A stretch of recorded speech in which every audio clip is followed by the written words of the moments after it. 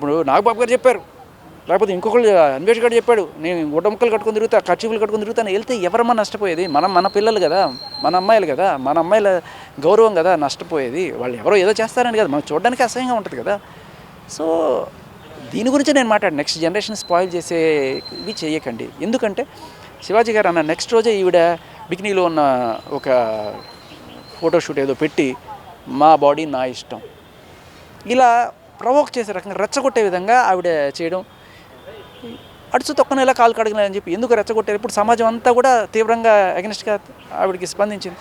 సినిమాల్లో చేసుకోండి, ఆ క్యారెక్టర్ డిమాండ్ చేసింది కాబట్టి. బట్ ఇదేంటిది రియల్ లైఫ్లో నేను ఇట్లాగే చేస్తాను, అక్కడికి కొడుకు చెప్పినా కూడా విన్నావు, ఇలా ఇంత అడమెంట్గా నేను చెప్పిందే రైట్, నా ఐడియాలజీ ఒప్పుకోకపోతే ఆఖరికి కేసులు పెడతా.